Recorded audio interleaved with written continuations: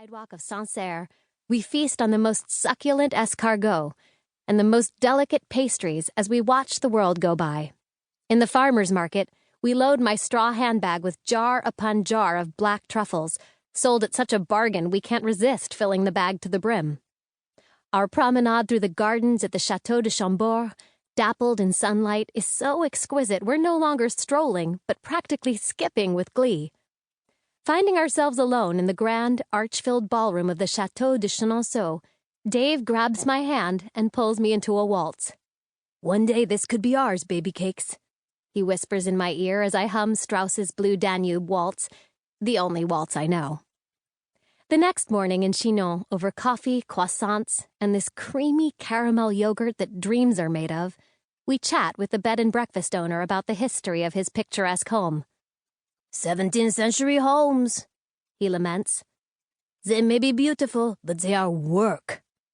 He rattles off a list of the modern updates and amenities he has crafted with his own hands.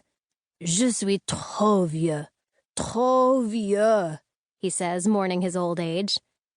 Making up all the beds every day, rising at dawn to bake homemade pastries, this is beginning to take its toll, he explains.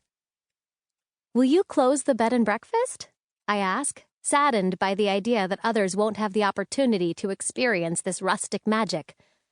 Oh, I listed it for sale months ago, he sighs, slowly stirring his coffee. Dave and I exchange a look. If you don't mind my asking, how much did you list it for? Dave asks politely.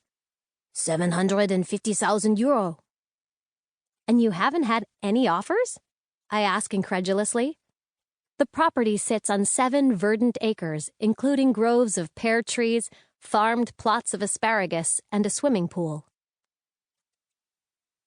He's totally undervaluing his accommodations, right? We paid 80 euro. Those rooms could easily go for 140 or 150. Also, he doesn't have a website. We'd create a website. Build up TripAdvisor reviews, maybe take out an ad or two for Google optimization purposes.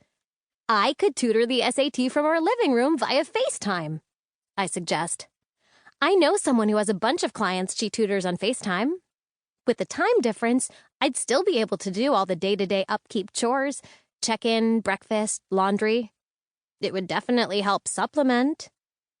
I think if I worked for another year, or even 8 months in New York until we made the move, I could probably scrape together enough for the down payment. Right, but the house still needs some work. We should redo that wonky plaster in the sitting room. What's your master's degree good for if not treating wonky plaster? I nod eagerly. We could take out a mortgage and then probably pay it off in... Dave punches some numbers into the Excel sheet he has opened on his laptop. 8 years?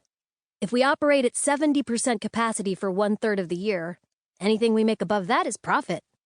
Again, I nod eagerly.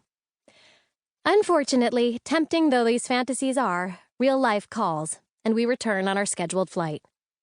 As we disembark at JFK Airport, our cell phones emit their telltale buzzes, beeps, and vibrations as a week's worth of emails, texts, and voicemails are downloaded.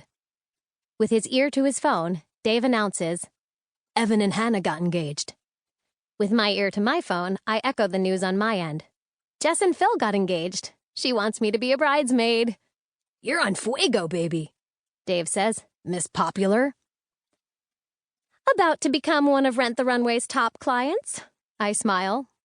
As we ride our Uber through the Midtown Tunnel in relative quiet, we each click through and delete the aggregated messages that awaited our return. How was Paris? Juan Pablo bellows down the scaffold stairs as I climb up to the ceiling of St. John the Divine on Monday morning. There's something glamorous about restoring the largest Gothic cathedral in the world with my own 2 hands. There is something decidedly less glamorous about having to ascend and descend 232 feet of vertical stairs a dozen times a day. We weren't actually in Paris, I heave, breathless as I complete the 18-story climb to his level. But yeah, France was awesome. I would like to move there permanently. I toss my book bag onto the scaffold and kneel down to open it. But who would glue all these tiles back together? Juan Pablo asks. The ceiling would fall down. The cathedral would crumble.